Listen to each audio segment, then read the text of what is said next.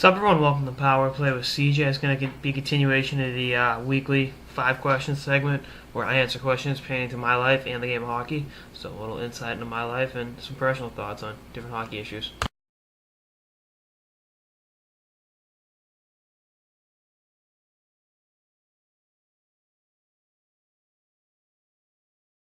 Best game I've ever attended. There's four that stand out. Three of them involve the Pittsburgh Penguins. Back in 2011, I was at Game 4 of the Eastern Conference quarterfinals against the Lightning in Tampa, Florida, and James nailed a double overtime goal. That was a great game. Back in 2007, I was at Sidney Crosby's first NHL fight. He fought Andrew Ference. Then another Bruins game I was at in 2008, Ference fought Sean Avery in an absolute melee of a game. That was one of my favorite games. As someone who loves fighting in hockey, that was a high point for me in a game I was excited to go to, and a game that I think was a springboard for the Bruins that year, as they had one of the best records in the Eastern Conference. And then just a few weeks ago, I was at the Bruins in Pittsburgh, and at the Garden, and I was in Boston, and Crosby scored the second left to tie it. Torrey Krug scored in overtime. It was an awesome game to be at, and I won't forget anytime soon.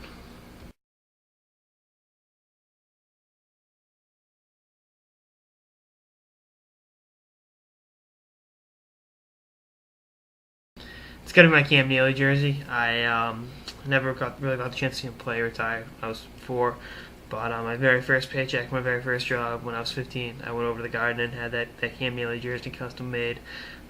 It's not actually a 1980s style jersey; it's a 1970s style tie up at the top, and it's not completely authentic, but I don't care. I love it, and it'll always be one of my prized possessions for the rest of my life. I got a couple Modano jerseys. I got Bore, Vinny Lecavalier with the Lightning. And I got a few others in the collection, a couple other Bruins ones, Lucic, and a few others, but that's definitely will always be my number one jersey, no matter what.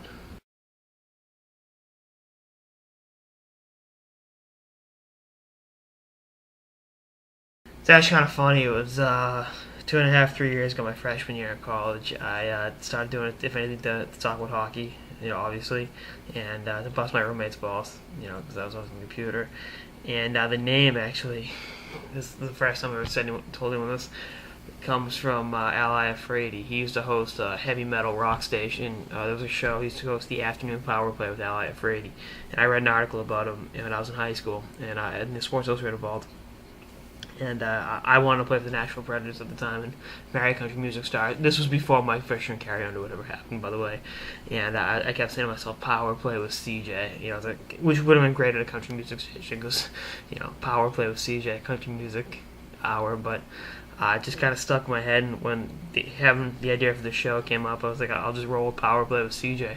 And to be honest, I think it rolls off the tongue a little bit better than the afternoon power play with Ally Afraidy. Just a bit.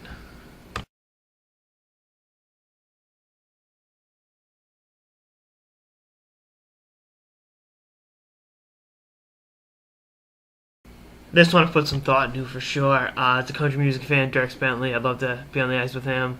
As a lifelong Friends fan, a huge Matthew Perry fan, he'd have to be on the ice. Cuba Gooding Jr. And obviously, show me the money, Jerry Maguire. And I'd definitely put Jason Priestley from 90210 in the mix as a huge Beverly Hills 90210 fan. I think that would be a pretty solid power play. I'd put myself in front of the net. I guess put Priestley and I guess Cuba Gooding on the points and have Perry and Dirk Bentley down low with me. That'd be pretty cool. Be something to see.